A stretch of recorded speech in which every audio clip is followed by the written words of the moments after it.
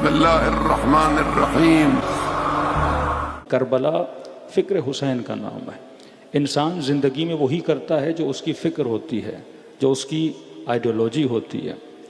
کبھی کبھی کوئی انسان ایک ہدف بناتا ہے پر پتہ کیسے چلے وہ اپنے اہداف تک پہنچا کہ نہیں، محنت کی، زحمت کی، سب کچھ کیا، لیکن بھائی نتیجہ بھی ملا کہ نہیں۔ مثال دے رہا ہوں، کوئی انسان کوئی پلازا بنانا چاہے، کروڑوں روپے یہ لوگ لگا دیں ایک پروجیکٹ کو رن کرنے کے لیے، ایک پلازا کھڑا کرنا ہے، لیکن پلازا بنتے بنتے اپنے آخری مراحل میں اس کی کنسٹرکشن رک جائے، پیسے کی کمی ہو، کچھ بھی ہو، یہ اپنے ہدف کو پورا نہ کر سکے۔ اب جو لوگ اس پلازا بنانے میں مشغول تھے وہ تو اپنا فائدہ لے گئے، مطلب ایک مزدور جو آ کے کام کر رہا تھا اس کا ہدف تو پورا ہو گیا، اس کو سیلری مل گئی۔ سیمنٹ کی فیکٹری جو سیمنٹ بیچ رہی تھی اس کا ہدف تو پورا ہوا کیونکہ اس کا مال بک گیا۔ وہ چوکیدار، بعض ایسی فیکٹریز ہیں، آپ کی اسٹیل مل آف پاکستان دیکھیں، آج تک لوگ فائدہ لے رہے ہیں، لیکن اسٹیل مل تو تباہ ہو گئی۔ اس مل کو بنانے کا جو ہدف تھا وہ پورا نہیں ہوا، لیکن ابھی تک جو لوگ اس کے ساتھ جڑے ہیں، کوئی چوکیدار ہے، وہ ابھی تک سیلری لے رہا ہے۔ کئی ایسے کارخانے ہوتے ہیں، بنانے والا چاہتا تھا کارخانہ کامیاب جائے پر بیچ میں وہ کارخانے کامیاب نہیں کر پاتا، لیکن جو وہاں پہ چوکیدار ہے اس کو تو فائدہ مل رہا ہوتا ہے، وہ تو اور خوش ہوتا ہے، کارخانہ بند ہے، اس کے بچے اس پورے خالی کارخانے میں کھیل رہے ہوتے ہیں، وہ جگہ جگہ اس نے اپنا سامان رکھا ہوتا ہے، اس کو تو سیلری مل رہی ہے۔ اب سسٹم امام حسین سے لوگ فائدہ تو لے رہے ہیں، ہر کسی کا کام ہو رہا ہے، لیکن ہدف امام حسین بھی پورا ہو رہا ہے کہ نہیں؟ ایک ذاکر اپنا فائدہ لے رہا ہے، ایک مولوی اپنا فائدہ لے رہا ہے، ایک نوح خان اپنا فائدہ لے رہا ہے، ہر بندہ یہاں سے اس سسٹم سے فائدہ لے رہا ہے۔ قافلے والے اپنا فائدہ لے رہے ہیں، ہاں، لوگوں کو زیارت پہ لے جاتے ہیں، وہ اپنے گھر چلاتے ہیں، بحث حلال و حرام کی نہیں ہے۔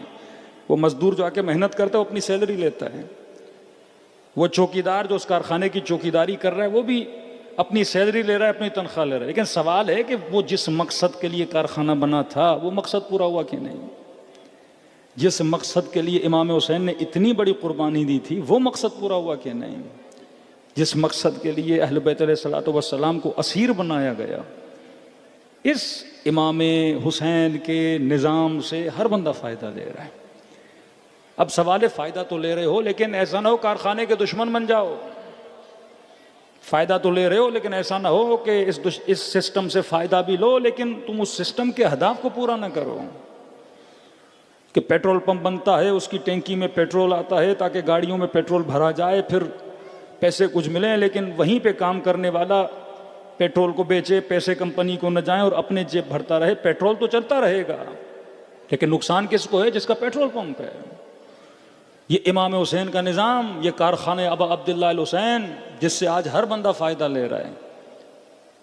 کئی لوگوں کے گھر سسٹم کے ساتھ جڑے ہوئے ہیں، اور جب ہم اس کو کمرشلزم کا ذریعہ بنا دیتے ہیں تو پھر ذاتی مفادات شامل ہو جاتے ہیں، پھر ذاکر اور مولوی کی جنگ شروع ہو جاتی ہے۔ مسئلہ یہ نہیں کہ ذکر امام حسین ہے، آج پنجاب کا سب سے بڑا مسئلہ یہ بن چکا ہے کیونکہ علماء زیادہ ممبر پہ جانے لگے ہیں۔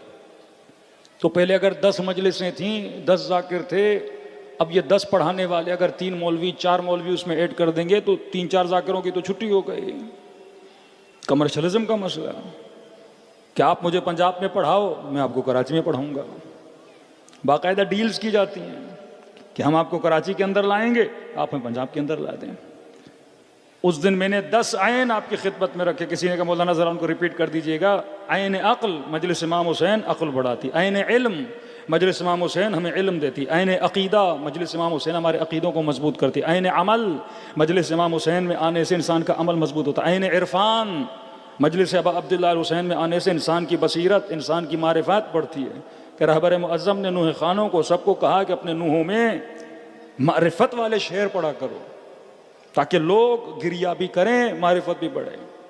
آج آپ کے نوح خانوں کو ہائی جیک کر کے وہ چہرے جو مکتب اہل بیت میں نیگیٹو فیسز ہیں، جو قابل تعریف چہرے نہیں ہیں، یہ نوح خانوں کو ہائی جیک کر کے ان کے نوحوں میں ان ہو جاتے ہیں تاکہ ان کی پبلسٹی ہو جائے۔ یہ اسٹیج اپنی ذات کی پبلسٹی کے لیے نہیں ہے، بلکہ پیغام ابا عبداللہ الحسین کی پبلسٹی کے لیے. عین علم، عین عمل، عین عرفان، عین عزت. فرش ازا ہمیں سکھاتا ہے کہ ہم نے عزت دار کیسے بننا ہے. فرمایا ذلت کی زندگی سے عزت کی موت بہتر ہے. حیات من الذل امام حسین کا نعرہ ہے. فرمایا شیعہ کبھی بھی اپنی عزت پہ کمپرومائز نہیں کرتا. عین عدو، عدو ستیزی، یہ پہچانو، دشمن شناس بنو کہ تمہارا دشمن کون ہے، کون تجھے مقام و پیغام ابا عبداللہ الحسین سے دور کر رہا ہے. آٹھواں عین، عین عواطف. یہاں پہ آ کے تمہارے ایموشنز کو صحیح پٹڑی پہ ڈالا جاتا ہے کہ تم نے اپنے ایموشنز کو کہاں استعمال کرنا ہے. جہاں فضول جگہ پہ اپنے ایموشنز، اپنی انرجیز کو استعمال نہ کیا کرو. غلط جگہ پہ اپنی محبتوں کو ضائع نہ کیا کرو. غلط جگہ پہ اپنی انرجی کو نہ لگایا کرو. زندگی گزر جائے گی، پھر بڑھاپے میں کہو گے یا لیت الشباب متی یعود، اے جوانی پھر کب کے پلٹ کے آؤ گی. اس کائنات میں کوئی چیز پلٹ کے نہیں آتی. ایموشنز. قاسم، کل مسائب پڑھے جناب قاسم کے. قاسم جان قربان کرنا چاہتے ہو؟ ہاں چچا. فرما بتا موت تیرے لیے کیسی ہے؟ کہا وہ زندگی جو حسین پہ قربان کی جائے، الموت احلا من العسل، ایسی موت میرے لیے شہد سے زیادہ میٹھی ہے. یہ اپنے ایموشنز کہاں پہ خرچ کر رہے ہیں قاسم؟ امام حسین کے لیے، راہ حق میں. ہم بعض اوقات اپنے ایموشنز کو راہ باطل میں خرچ کرتے ہیں. نوا عین، عین عبرت. کربلا عبرت کا مقام ہے. اگر کربلا میں شمر سنا تو آج کے زمانے میں شمر شناس بنو. اگر کربلا میں یزید سنا تو آج کے زمانے میں یزید شناس بنو. دیکھو ہر کس وجہ سے ہر بنا، ابن سعد کس وجہ سے ابن سعد بنا.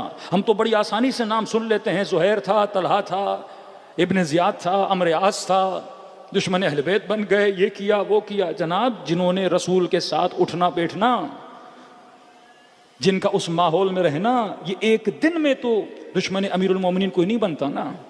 وہ جناب زبیر کے علی کے چہرے کو دیکھے جا رہے ہیں، دیکھے جا رہے ہیں، دیکھے جا رہے ہیں. رسول خدا فرماتے زبیر کیوں دیکھ رہا ہے؟ کہ رسول آپ نے فرمایا النظر الی وجہ علی عبادہ، علی کے چہرے کو دیکھنا عبادت ہے. فرمایا زبیر یاد رکھنا ایک دن آئے گا تو اسی چہرے کے مقابلے میں آ کے کھڑا ہو جائے گا.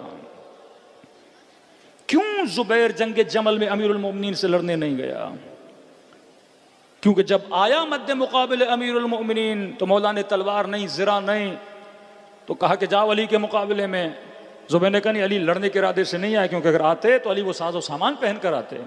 جب مد مقابل ہوئے، پھوپھی کا بیٹا ہے، رشتہ دار ہیں، کزن ہیں، فرسٹ کزن ہیں. امام نے صرف اتنا کہا زبیر وہ دن یاد ہے جب میرے چہرے کو دیکھ رہے تھے اور رسول خدا نے کہا تھا کل اسی کے مقابلے میں جاؤ گے؟ کہاں علی مجھے یاد ہے. کہ پھر پلٹ گیا، میدان کو چھوڑ کے چلا گیا، امیر المومنین کے مقابلے میں نہیں آیا. لیکن عبرت نہیں لی اس نے. اگر حق کو پہچانا ہے تو یہ نہیں کہ آپ باطل کو چھوڑ دو اور حق کو بھی چھوڑ دو. حق شناس بنے تو باطل کو چھوڑا ہے، حق کی راہ میں آ جاؤ. تشخیص دے دی، اب اس راستے پہ آنے کی ہمت بھی رکھو. 9 عین عبرت، 10 عین عدالت. کربلا کا مطلب ہے کہ انسان عدالت شناس بنے. کیا میرے گھر میں عدالت ہے؟ کیا بچوں میں عدالت ہے؟ کیا میاں بیوی کے رشتے میں عدالت ہے؟ کیا مومن کا خیال کرتا ہے اس میں عدالت ہے؟ کیا ہمارے قافلوں میں عدالت ہے؟ کیا ہم واقعاً کلام اہل بیت جو پڑھتے ہیں حق اہل بیت کو ادا کر پاتے ہیں؟ کیا ہم اپنے وقت کو صحیح طریقے سے تقسیم کرتے ہیں؟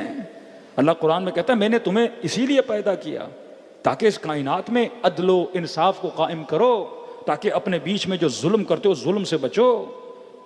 فرمایا 9 چوکیاں ہیں پل صراط کی، ہر چوکی سے شاید پار ہو جاؤ. حقوق العباد کی چوکی، فرمایا اس میں کوئی تمہاری مدد کرنے نہیں آئے گا جب تک دنیا میں اپنی اصلاح تم خود نہیں کرتے. تو آج کے زمانے میں سب سے زیادہ ضروری ہے انسان اپنی اصلاح کرے. پھر ہم نے عرض کیا اصلاح بندہ اور خدا، اپنے درمیان اور اللہ کے رشتے کو صحیح کرو. معصوم کا حکم ہے، فرماتے ہیں کہ من اصلح بینہ وبین اللہ، جو اپنے درمیان اور خدا کے درمیان اپنے تعلق کو صحیح کرتا ہے، خدا اس کا رشتہ اپنے بندوں کے ساتھ صحیح کر دیتا ہے.